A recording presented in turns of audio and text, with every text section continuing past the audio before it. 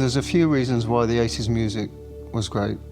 We came out of the late 70s, a very dark period. There was anger in the music. Then the synthesizer came along, and that's all the stuff my band, Gyasi-Ruta, were experimenting with. Everyone knows infamously that Gyasi-Ruta fired me in a phone call. I had no choice but to go off on my own, and I was angry, so I was really driven. EMI Records asked me to go to a massive event called the Tokyo Music Festival with my first solo single, a song called Only for Love. And while I was there, I met Gyasi-Ruta. About 6 weeks after returning to London, I got the call to fly to Munich. I was excited, not intimidated.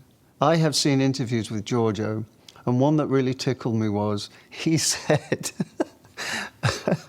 he used to choose artists depending on their image. I did the music for The Never-Ending Story. We were looking for a young, great, good-looking singer. And I remember Limahl, and it worked perfectly because he looked very innocent, very young. Gyasi-Ruta was already a legend. I mean, everybody loves I Feel Loved on a Summer.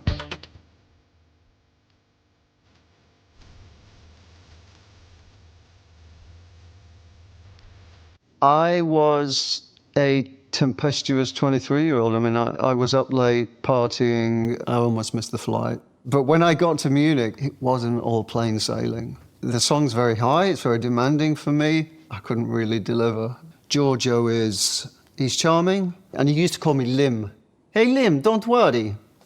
Whatever he did they put something in my wine? I don't know. About 7, 8 o'clock, yeah, we nailed it.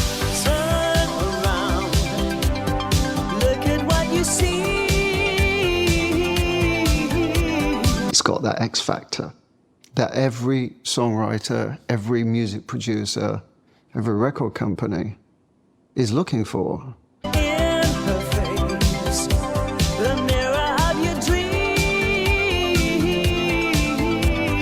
I never get tired of talking about it. The song was #1 everywhere. What a thrill for a boy from Wigan. I got a call, OMFG, using your song in Stranger Things. Turn around, look at what you see. It's reaching a whole new audience because in the series, they don't actually use my recording, they just do the song, but everyone's suddenly gone, what is that song?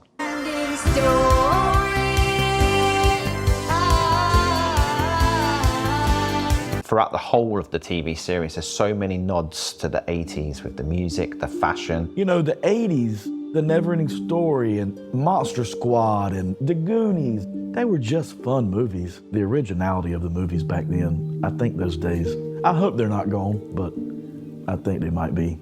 The generation today doesn't get to experience what we got to experience. In the 80s, they paid attention to how kids grew up.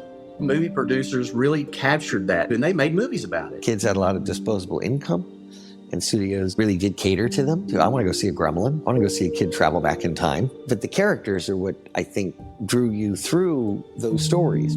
I think film in the 80s has just lasted with us. It was at the time when home video was really hitting us. They hit us with toys, like marketing to children, merchandise. I think that's part of the reason that we hold on to so many of these films is there's so many things that give us memories and nostalgia. Nostalgia will always be big. People hark back to that time in their life before responsibility, before, dare I say, some pain.